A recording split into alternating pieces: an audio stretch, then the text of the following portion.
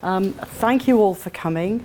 For those of you who don't know me, my name's Elaine Boyle. I'm a neonatologist in Leicester, and this is a really big day for me. This project has been in conception since around about November 2016, so it's taken a long time to get to this stage. So it's really very exciting for all of us. So, SurfON, surfactant or not, is what I'm going to give you a brief overview of this morning, and then there'll be some more talks later on which will give you much more detail, and a couple of talks which will give you some of the background around the babies that we're looking at in this particular study.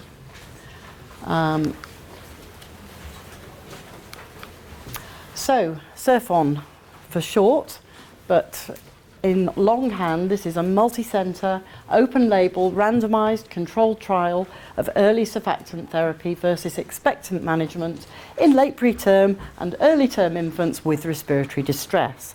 Now you know why we've called it SurfON. So, as I say, it's been a long time getting to this stage, and before I do anything else and tell you anything about the study, what I want to do is thank every one of the people on this slide, because it could not have got to this stage without some very, very hard work of some very dedicated people, both in centres around the UK as co-investigators, and of course all the team at the National Perinatal Epidemiology Unit, the NPEU, have been amazing. They always are. They run most of our studies in neonates, and they're a fantastic team to work with. So thank you very much to those of you that are here and to those that aren't. Okay, so I thought first of all what I would do as a very brief introduction, for those of you that may not be quite so familiar with the terminology that we're now starting to use, rather than just talking about preterm and term babies, it's all got a little bit more complex. And the reason for that is that data that's been coming through from studies in recent years has shown that actually it's not as simple as that, and that the babies that we thought were mature or almost mature actually still can have problems. And so rather than thinking about as at the as at the top of the slide here, preterm and term, we're now thinking in much more detail, and gestational age is being regarded as a continuum where there's a gradient of risk which goes from the highest risk right down at this end, these extremely preterm babies born at 27 weeks gestation and less, right up to those born at full term. And we've previously regarded full term as 37 to 38 to 41 weeks. But even more recently, data has come out to suggest that even these babies that are born just 2 or 3 weeks early are actually still not as mature and can still have problems.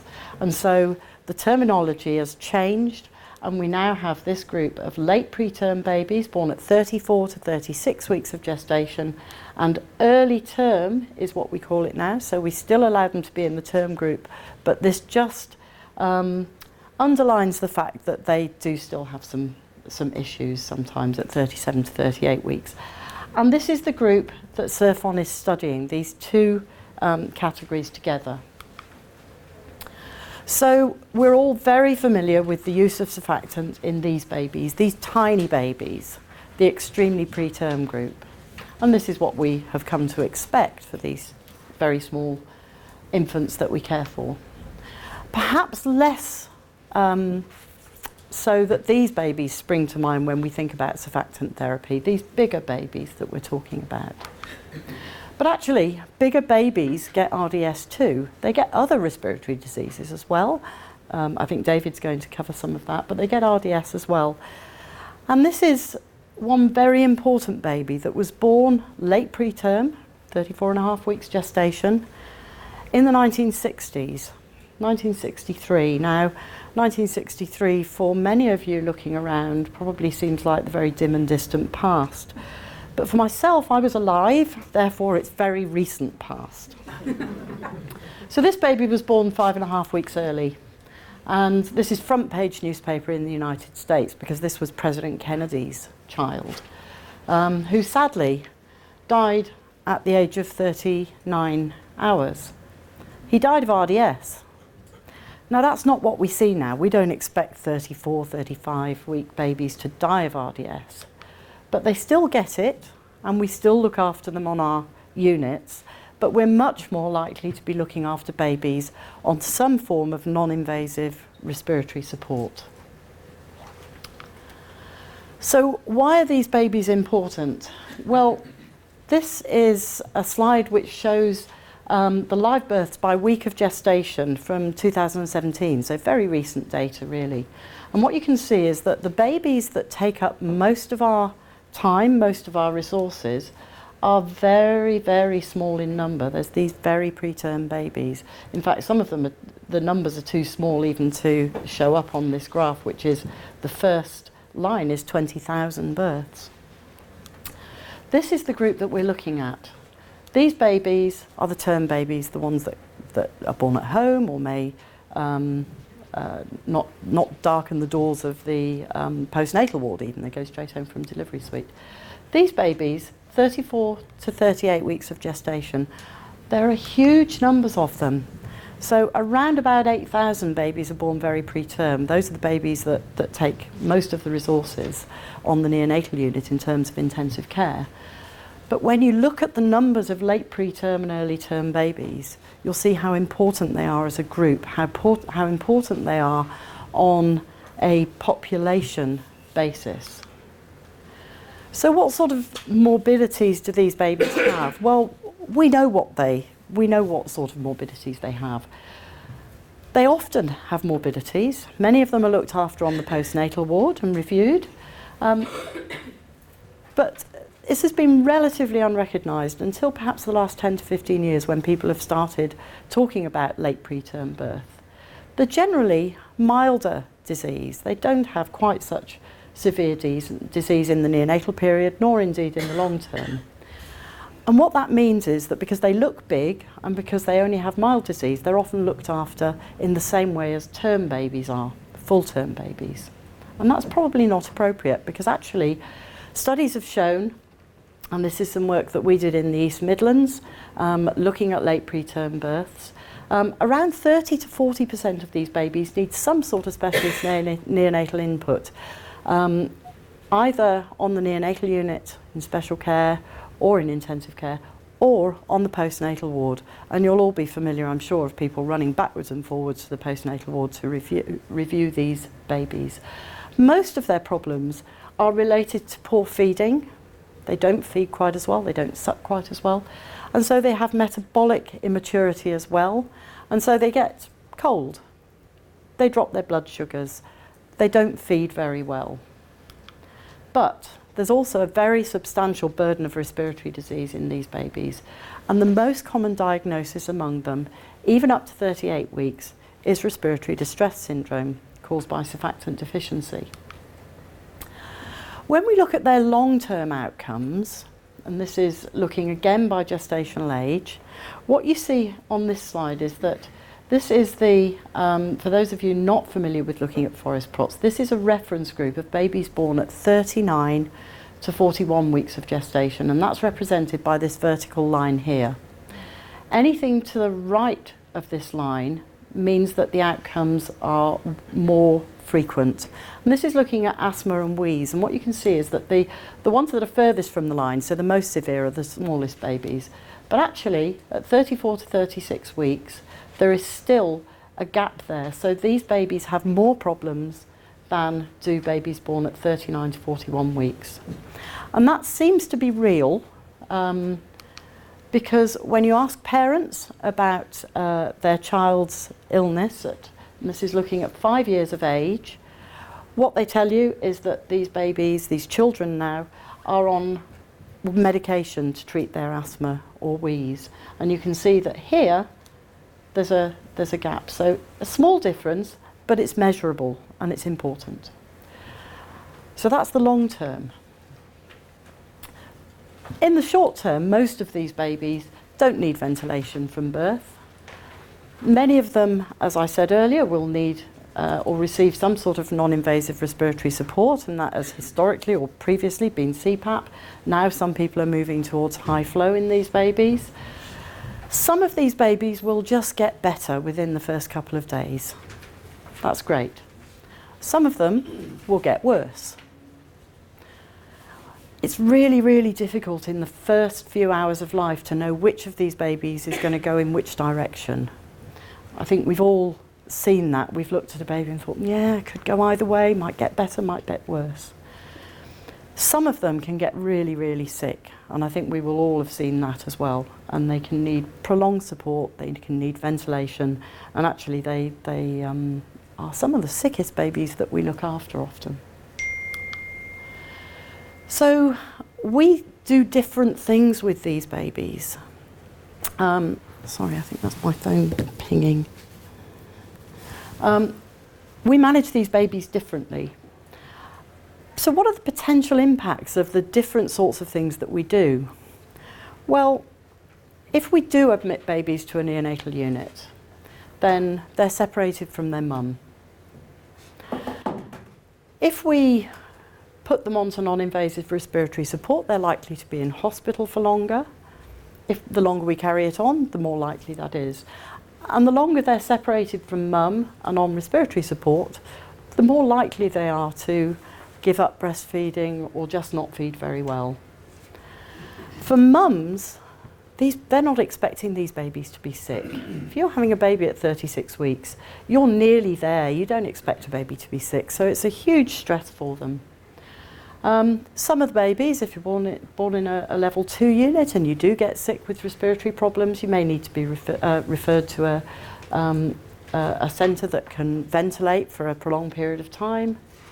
And of course, associated with all these things are increased costs. Whether the long-term respiratory problems that we undoubtedly see in these babies is related to what we do in the neonatal period, nobody knows. But it's plausible that it might be. We know that current practice varies hugely between centres. We know that some clinicians will get in there and say, well, this baby's got respiratory problems, it must be RDS, I'm going to treat it with surfactant. We know that others will say, this baby's got respiratory problems, but it's not likely to be RDS because they're mature. So we're not going to treat it, we'll just put the baby on non-invasive respiratory support. So some will wade in early with surfactant, some will adopt a watch and wait approach. And many of these babies will get better. But there's no defined limits for when we should be intervening and doing something about these babies, and there's no evidence for either of these approaches. They just haven't been studied. Because they haven't been studied, and because roughly half the units in the country, and I now know this from what people have said to me, roughly half of the units fall into the group where they say, we want to treat all these babies early, and roughly half will fall into the group where, well, we're quite happy to see them on CPAP in sort of 60% oxygen. Doesn't bother us at all. They get better, they're big, they're strong. Because practice is so varied, both of these approaches we believe can be regarded as standard care because they are standard care in many units. What's striking about this group of babies is that there have been no randomised controlled trials about anything focusing on late preterm and early term babies, despite a lot of data that's come out recently over the last 10 years to suggest that they don't do as well as those born later, more around their due date. So this is a first. So that's also very, very exciting. So now to talk about the study itself, that's just given you a little bit of background. The hypothesis that we have is that if we treat these babies early, proactively, this may reduce the progression to severe respiratory disease and the need for mechanical ventilation. That's likely to reduce the hospital stay. It's likely to improve longer term outcomes and reduce early hospital admissions, because that's the other thing we know about this group of babies, that they are much more likely to come back to ED or to be admitted, and a recent audit in my own centre showed that 25% of late preterm babies come back within the first month and either admitted or seen in ED. 17% of 37 and 38 week babies come back, and the vast majority of those are in the first week of life. So if we can reduce those things, we'll be reducing costs as well. So this is the standard PICO format for a research question. So the population that we're working with, and the question is that in babies born at 34 to 38, and that's 34 plus 0 to 38 plus 6 weeks of gestation with respiratory distress, where the clinical plan is to give non-invasive respiratory support. Does the early use of surfactant compared with expectant management result in a shorter hospital stay? That's our first primary outcome, and reduced incidence of severe respiratory disease, which is a second primary outcome that we're looking at. As far as eligibility goes, babies will be eligible for SurfON if they are born at 34 to 38 weeks of gestation, if they are less than 24 hours old, if they have respiratory distress, and we've defined that as an FiO2 of greater than or equal to 0.3, so 30% oxygen, to maintain their saturations at or above 92%, or, as we sometimes see, if these babies have very significant work of breathing, even if they're in less oxygen than that, that's the stage at which many clinicians might think about putting these babies onto non-invasive respiratory support.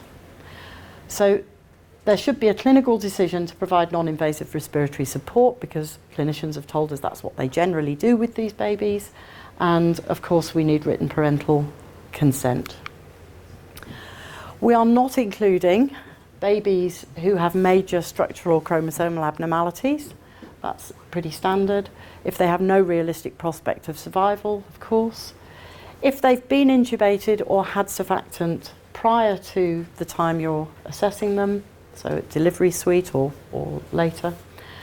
If they have known or suspected HIE, if they have a congenital abnormality of the airway, or if they have a known or suspected neuromuscular disorder which may be influencing their respiratory drive. So those babies won't be included. Our primary outcomes, I've already mentioned, the length of hospital stay, defined as the number of days from birth to discharge home from hospital, and the incidence of severe respiratory failure, which we're defining as a sustained, and that is 30 minutes or more, requirement for 45% or more oxygen to maintain saturations at or above 92%. We're looking at a lot of secondary outcomes. They're the ones you would expect, really. We're looking at the intensive care stay, the amount of intensive care support, whether they're ventilated, how long they have non-invasive respiratory support for, pneumothoraces that need a chest drain, not the ones you sit and think, is it there or isn't it there? Days of mother-infant separation, we'll probably talk about that later. How long mum's in hospital, because we feel that actually, unlike the very tiny babies who know that their baby's going to have a long stay, these mums tend to be allowed to stay in a little bit longer if their baby's on special care. So we think it might actually make a difference to how long mum stays in hospital if it makes a difference to the baby's length of stay. We're looking at breastfeeding, incidence of sepsis, nitric oxide and ECMO. There will be a few babies that will go on to have severe PPHN, may need either of those things. We're looking at what the actual final respiratory diagnoses are that have been attributed to these babies. Of course, we're looking at whether they have any additional surfactant outside the study protocol, and we're looking twice at maternal hospitalisation, obviously. We're also looking at costs, because costs are all important in any study these days. So we're looking at the cost of maternal hospitalisation and babies' hospitalisation. We're looking at paediatric secondary care use later on, and I'll come back to that. and the costs related to neonatal care. We're going to be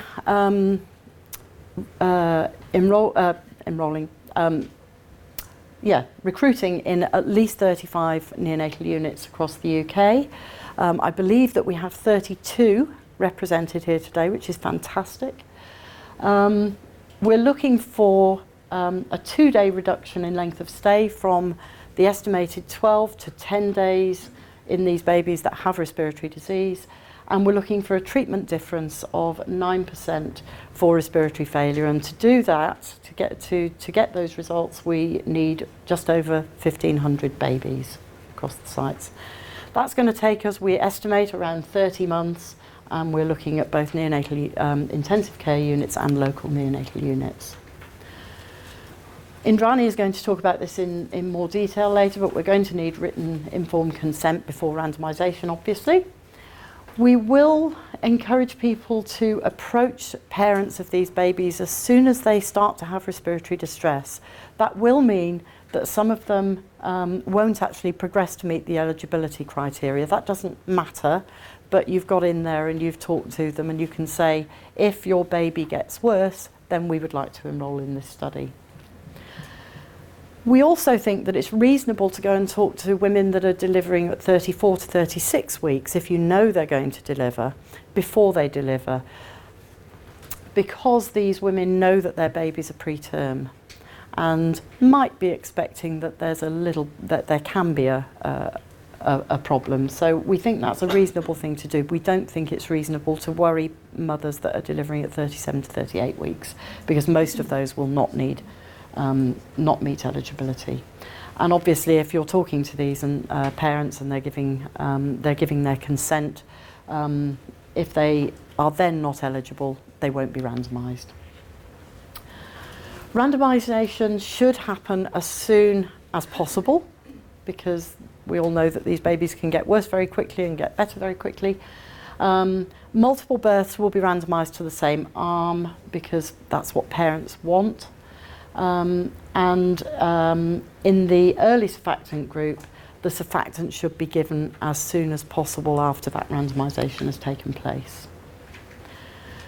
We will obviously be allowing extra doses of surfactant if necessary, and that will be allowed in either group. However, we would ask that to maintain separation of the groups, you allow a baby who's randomised to the expectant management group to actually get a bit sicker before you intervene.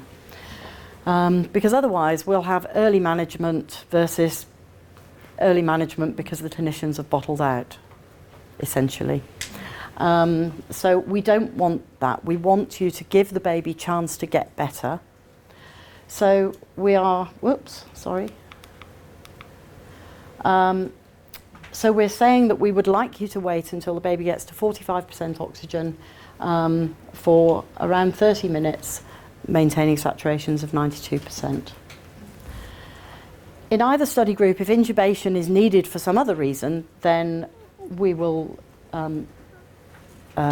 be happy for surfactant to be given if that's necessary.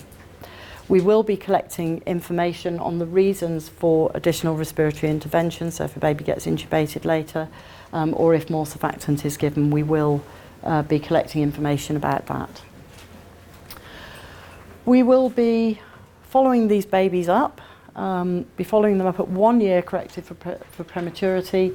This is going to be done remotely using routinely collected HES data and linkage with that data. And it's mainly going to be looking at costs, but also the sorts of reasons babies might be going back into hospital. I want to stress there's nothing for you to do at a year.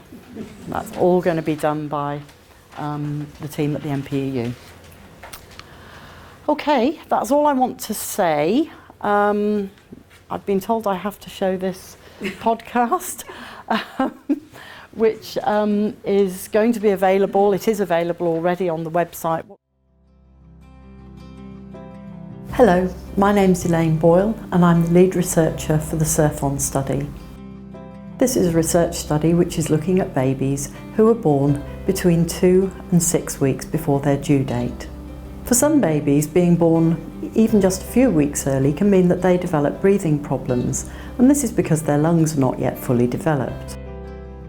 When the breathing problems begin, it can be really quite difficult to tell which babies will get better quickly and which will go on to need some extra help with their breathing. Surfactant is a substance that's produced in the lungs, and it helps to make breathing easier. Babies born early often don't produce enough of their own surfactant, or it doesn't work properly for some reason. We can give surfactant into the lungs of babies, and we often do this for babies who are born more than 10 weeks early. There have been no research studies looking at this in babies born 2 to 6 weeks early. The SurfON study is trying to find out whether it's better to give babies extra surfactant early when they first start to develop breathing problems, or whether it's better to wait and see if they improve without it. We are planning to include more than 1,500 babies from neonatal units around the UK.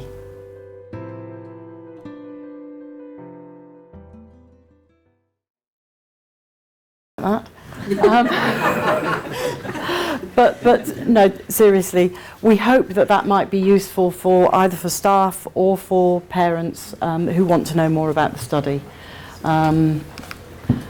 So just to finish up again, as I started, by thanking everybody that's been involved in getting to the study this far, and I know who will work very, very hard to make sure that the study is delivered to a successful completion, and thank you to all of you who are going to be so instrumental in this as well. This is just a few of the team who happened to be there on the day, but you saw all the pictures at the beginning.